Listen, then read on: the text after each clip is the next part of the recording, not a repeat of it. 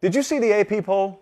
Which teams were the most under and overrated to you? Larry, I'm so glad you asked because believe me, my friend, we were going to talk about this one way or the other. The Notre Dame conundrum is upon us, friends. We often have the Notre Dame conundrum. Now, most of the time, the Notre Dame conundrum sounds like this. You call them overrated, and then I defend their good honor. Well, we have switched positions because the AP poll, as you see on your screen now, came out yesterday, and they've got Notre Dame 5th. It's absurd. They are overrated. Notre Dame is not the 5th best team in the country. The JP poll came out, as usual, right ahead of the AP poll. We've got Notre Dame 14th. It's one of the biggest discrepancy teams we have. Notice I didn't say Notre Dame's bad. Notice I didn't say they're winning 7 games and no more. I did say that I do not think they are a top 5 team. But what does that mean? I can always say that, but I've got to assign a number to it. So I pulled up our little computer generator, and I wanted to know, what's the difference in our current JP poll? What's the difference? What does the model say the gap is, point-wise, between our 5th best team and our 14th best team? You want to know what it is? 4 points. So for any of you who want to get outraged about this, it's 4 points. That is less than the bounce of a ball. For that matter, from about 7 through 22, there's like a 5-point gap. So there's a lot of bunching going on once you get past that top tier and then the second tier. Here's what I want to say about Notre Dame. Notre Dame's about to give you all a headache. I'm going to be fine, though. You guys will need me. Those of you claiming that I got Notre Dame underrated and it's blasphemous that I don't have them in the top 10, you are going to need me. Let me tell you how this goes. You already got a sampling of this if you've been perusing national TV today and watching casuals talk about college football. You have heard people say Notre Dame should or shouldn't be ranked 5th, but even the crowd in the AP that's got them ranked in the top 5. Here's what's about to happen. If Notre Dame goes to Columbus, Ohio in a couple of weeks and they lose, even though it will be them losing in the building of a team that is ranked ahead of them, you will have some people start to call Notre Dame overrated. Mind you, the same people who rated them number 5. I'll be sitting over here whistling, and I'll almost act oblivious, and then you'll say, Josh, what say you? And I'll say, if anything, maybe I'll bump them up a couple of spots. Why? Because if I've got one team ranked 2 and the other team ranked 14, and the 14th rated team loses by a couple of touchdowns to the number 2 rated team in their own building, I got exactly what my ratings say I should have gotten. But you know that's not how that works. There's a lot of emotion baked into this AP cake.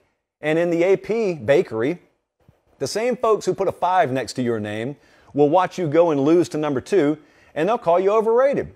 And at that point, we'll have me, the guy who refused to put him top 10, telling the crowd that put him number 5, no, you're wrong. Don't sell Notre Dame. Notre Dame's not as bad as you're claiming they are right now. It's as sure as the sun will rise tomorrow. This will happen. It happens all the time with Notre Dame. Notre Dame gets put in the playoff. They get blasted in the playoff by someone rated higher than them, and someone says they shouldn't have been in the playoff. That's not proof they shouldn't have been in the playoff, any more than Ohio State beating them in week 1 is proof they shouldn't be in the top 10. I'm telling you they shouldn't be in the top 10, but them losing in week 1 won't be validation for that. I think it will be borne out over the course of the season, and hey, I may be wrong, but even if I'm right, I'm not going to be proven right if they go lose 37-21 to Ohio State in Columbus. That's what should happen. They shouldn't be neck and neck with Ohio State. They also shouldn't get beat 52-7. But if it's somewhere healthily in between that, we've already seen it. If you've hung around this show long enough, you know how this is going to go. This is why the JP poll exists, to bring everyone back to reality. Next up, I didn't talk about this team the other night a whole lot, but I should have. The Mississippi State Bulldogs were rated number 20 in the JP poll. They are, of course, not ranked at all in the AP poll. That's to be expected. This is a very forward-thinking product we have here with the JP poll. So Mississippi State goes unranked. I don't even think they were among the teams that got votes in the AP poll. That's okay. I released the JP poll, and we did have Mississippi State 20th. And predictably, there was a lot of pushback. I get it. It looks weird. We even had Mississippi State rated 1 spot above Ole Miss, which even I will admit surprised me. But you know how much money this model has made us in the past? And famously, there have been examples of me manually overriding the model and just being totally hung out to dry. So I'm not doing that. I'm going to trust the model here. We developed it bias-free for a reason. And I dare any one of you to come at me and say, you're just a pro-Mississippi State homer. Yes. Boy, how many whomst amongst us hasn't called me that a time or two? So I had a guy come at me on Twitter.com yesterday, and he said, Mississippi State is not the 20th best team in the country. I said, what's your proof? He said, well, they're going to be an 8-win team at best. They'll probably be a 7-win team at best. And I said, that is interesting. 7-6, huh? 7-6 is proof that you can't be the 20th best team in the country. Am I understanding you right, sir? I had this conversation in my head. I'm lying about that. He did say the first part, but I didn't go back and forth with him. But here's what's interesting. Both of those things can be true, believe it or not. You are not what your record says you are all the time in college football. It's why we call that phrase one of the biggest lies in our sport. Casuals will try and convince you, you are what your record says you are. An NFL broadcaster told me a win is a win, and since it works on Sunday, it must work on Saturday. No, no, and no. You know what time it is. Paper pop time. Let me explain to you how Mississippi State could reasonably be the 20th best team in the country and go 7-6. Here's how. If we trust our model implicitly, then we trust that everybody ranked higher than you or rated higher than you in a model should beat you if everything just played out on paper as it's supposed to.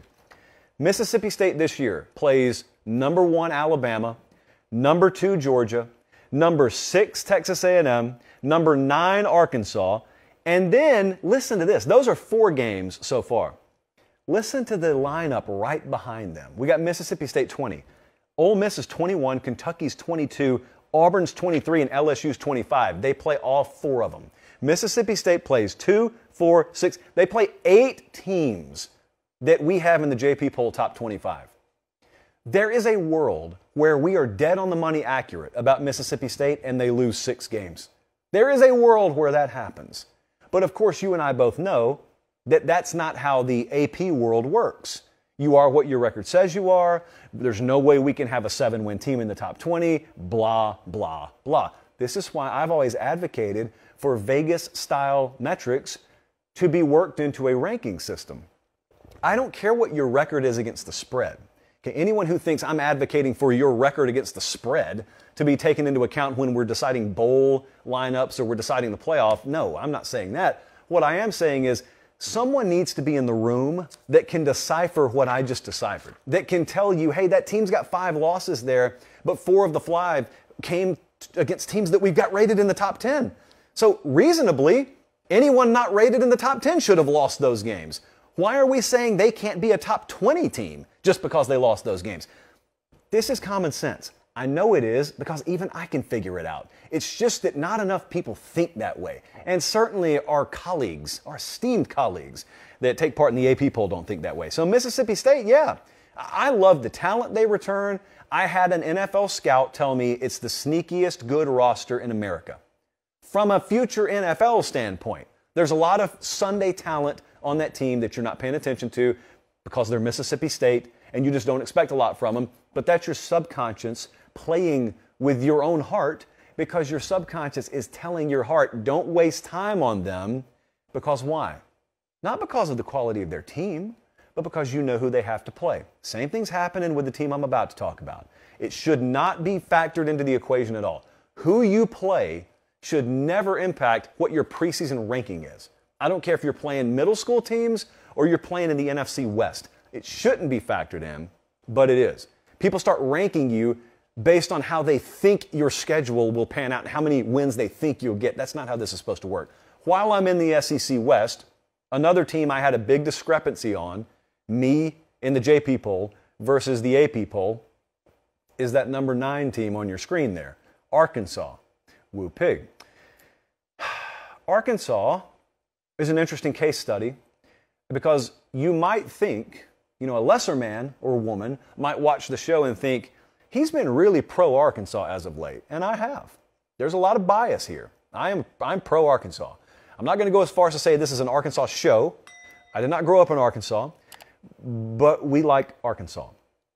However, believe it or not, take it or leave it, this is sort of an independent number that our model spits out. True enough, I had a hand in building this model a long time ago, but that's the key, a long time ago.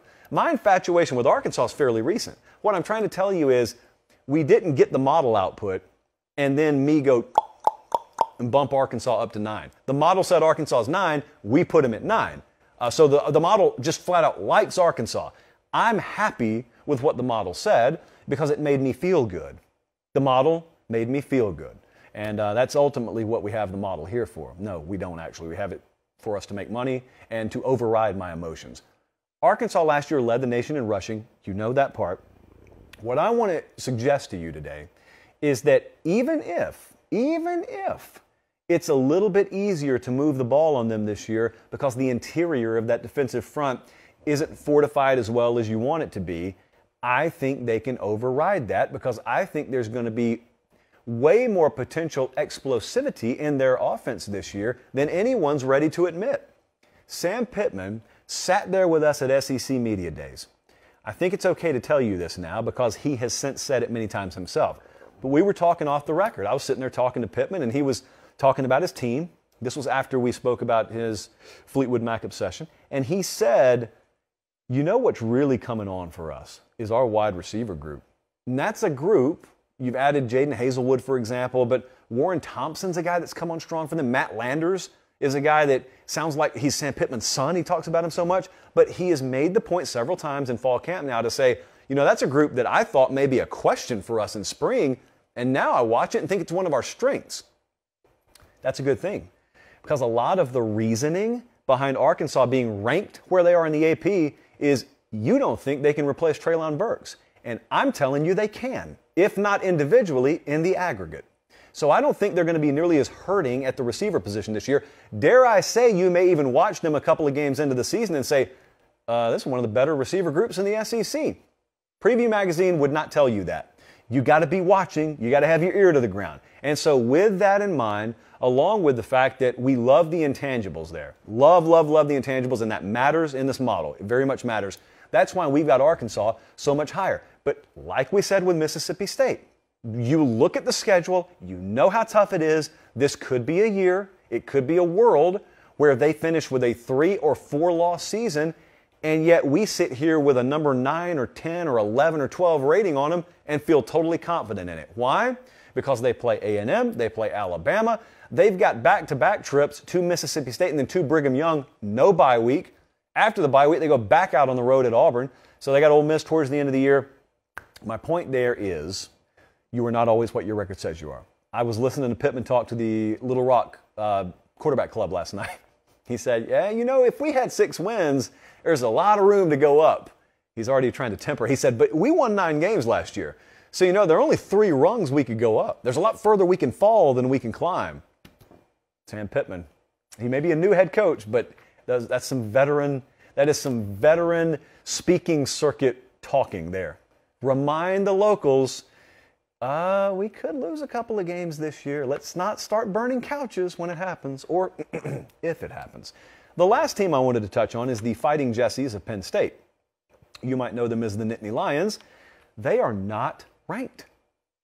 What are we doing right now? I'll tell you what you're doing. You're factoring way too much the last 2 years into your mentality when it comes to what you think about Penn State.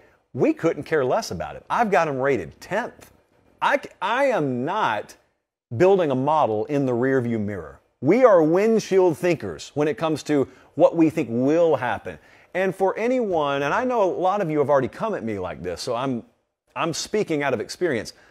For anyone who comes at me and says, you can't have them rated there because last year blank, or because the last 2 years blank, I always ask you guys, can you please go find me the examples throughout history, any team, where their year looked exactly like the year before. They were the exact same team. And those examples are very, very few and far between. The point is, history tells you you almost never get a duplicate result. So why would you disproportionately bake last year into your overall thinking of what's going to happen this year? You're automatically setting yourself up for failure and you don't even realize it. We're trying to figure out what Penn State is and will be, not what they were. So I'll tell you what the model's picking up on very quickly. The model does not have any emotion in its thinking towards Sean Clifford. All it thinks about with Sean Clifford is he's probably getting AARP mail and he's a good quarterback. He's not a great quarterback. The model probably looks at him as a B-level quarterback. There aren't a lot of B or better quarterbacks in college football, contrary to popular belief. There aren't. I know you got a bunch of 4 and 5 stars every year. The reality is you got far fewer that end up being B-level or better options. What happened last year is what another person tried to throw in my face today. They said, didn't you have Penn State rated top 10 in the preseason last year? We sure did. And what? He said, well, look at their record from last year. I am. But here's the thing. We didn't have Penn State rated in the top 10 at the end of the year. Do you know why? Because the roster had become beat to death. This rating is a today rating. So if Sean Clifford, God forbid, goes down in week 1 like he did at Iowa last year when, by the way, they were undefeated top 10 at the time, then we will adjust on the fly. But I feel very good about where we had them rated last year before injury derailed them. I feel very good about where we have them this year. Also, I want you to think about the last 2 years. This is where a lot of people cannot get past this with Penn State. And I guess the difference between the AP thinking and the JP thinking is our model doesn't care. Our model looks at the last 2 years and sees 11-11, total combined record. One of the years was the COVID year, obviously, so it doesn't add up mathematically.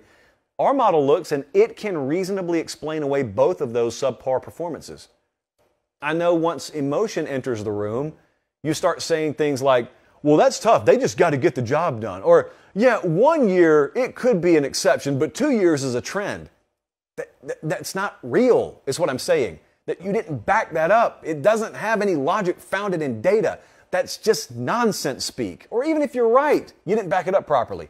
The model is looking at Penn State quite literally, and they're saying, what's all the noise over there? Why are they not ranked? This is one of the top 10 or 12 teams in the country. So that's why they're where they are. Now, they open the season with 2 games out of the first 3 weeks on the road that are going to be very difficult for them. So who knows? Hey, if we're going to be wrong about Penn State, we'll find out very early. And that'll be an added treat for you, I guess.